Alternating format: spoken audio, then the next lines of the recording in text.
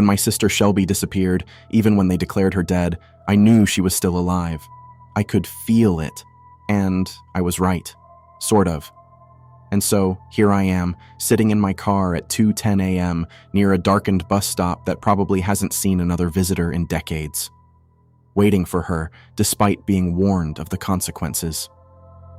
I'm writing to distract myself from the nearly overwhelming, increasingly strong prey instinct to run. The urge put as much distance as possible between myself and what I can only describe as the receding nothingness beyond the tree line. 28 days ago, Shelby was driving through Myerton, a tiny town I'd never heard of until I got the call from the police, until it became the last place my sister was seen before seemingly falling off the face of the earth. I'm still not sure why Shelby was there in the first place.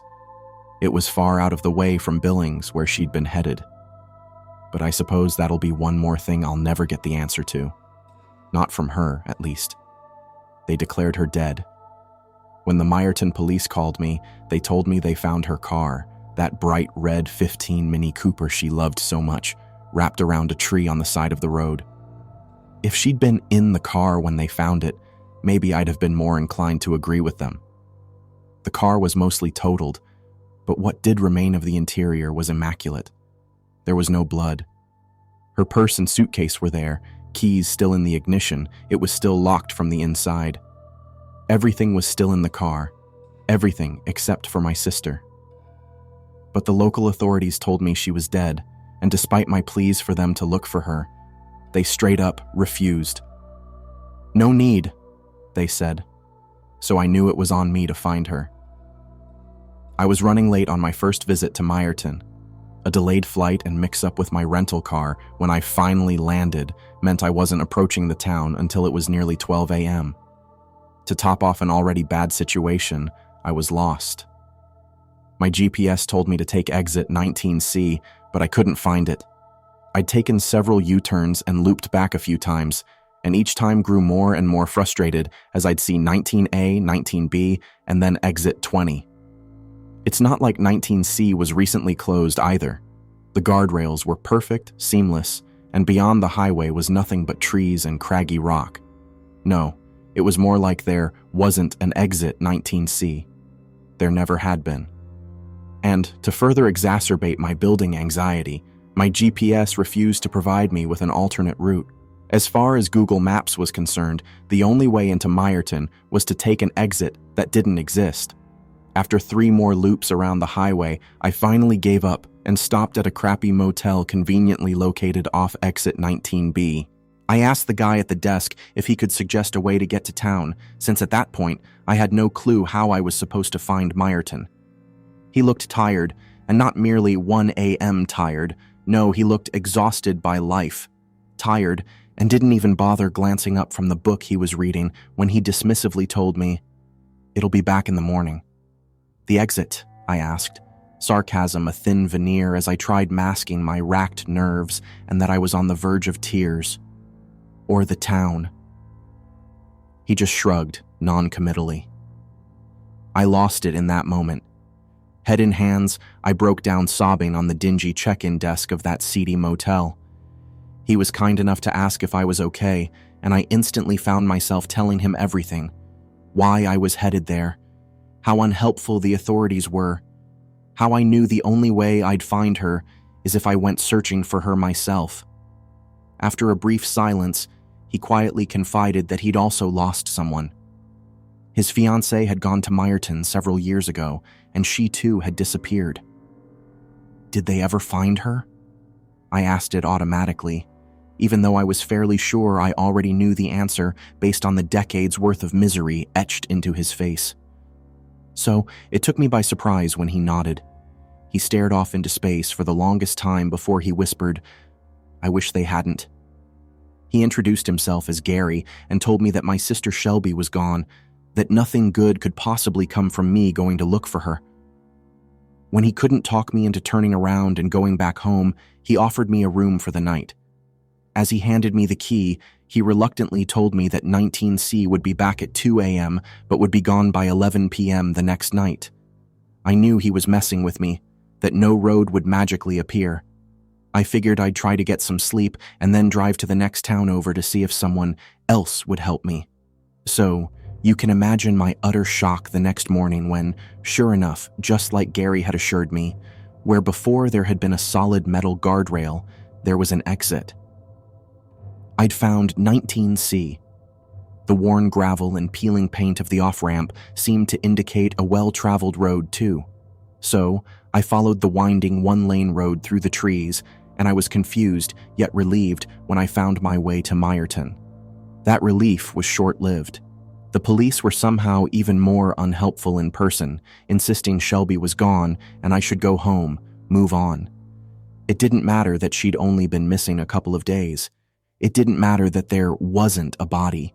I wasted hours at the station, changing nothing, convincing no one. The case was closed, they told me. As far as they were concerned, my sister was dead. Now, based on what I've learned, I almost wish she was. That would have been more merciful. A kindness, even. As I continued my own search for her, the longer I lingered, the more I realized that something was very, very wrong with the town of Meyerton. Every single house that wasn't already demolished sat abandoned, the structures slowly being reclaimed by overgrown lawns and encroaching woods. The sidewalks were empty of people, and I only saw 2 other cars on the road in all the hours I was there. The few businesses that remained open had only a handful of customers inside, and they were clearly not happy to see me there. Every single person I asked told me the same thing.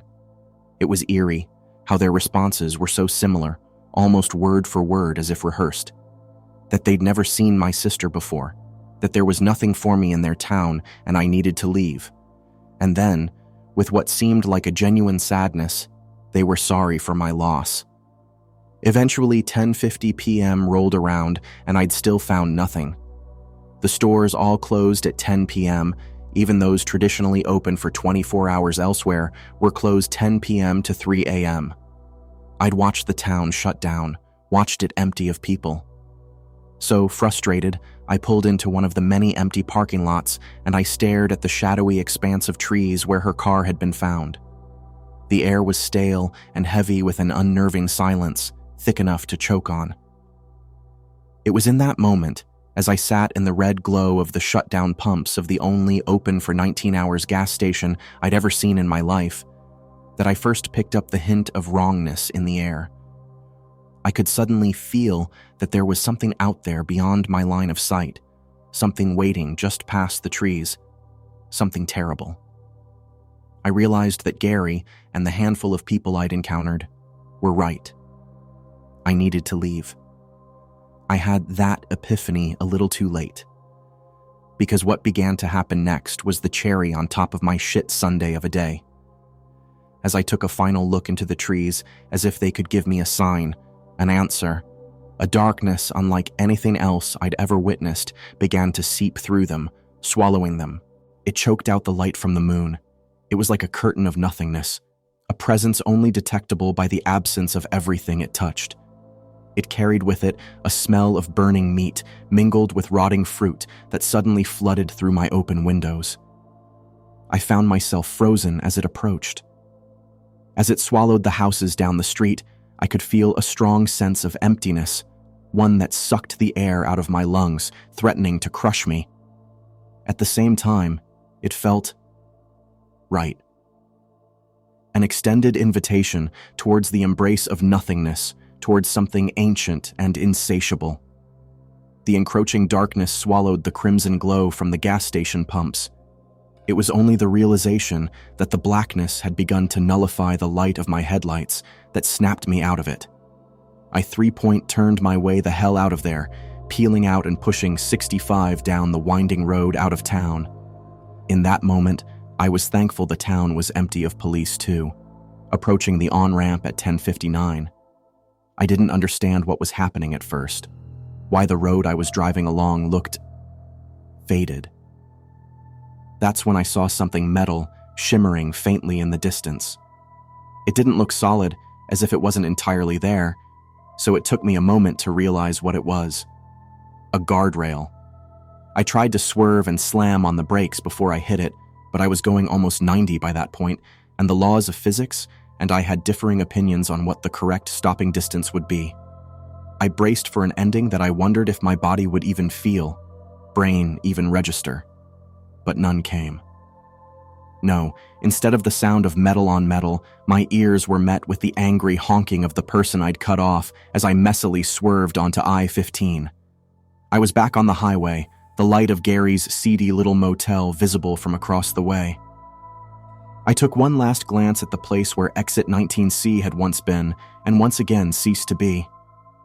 I didn't know what else to do, so I went back to the motel, breathless, describing every moment of my ordeal to Gary. He didn't look even remotely fazed by my story, instead opting to stare into space. I realized then that the police were right. She really was gone. She'll be back. Well, part of her will, he finally told me, perhaps in response to the look of hopelessness that must have been written on my face.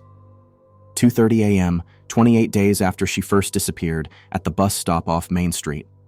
Are you sure? That's where they always come back. He smiled sadly before engrossing himself back in his book. That was weeks ago.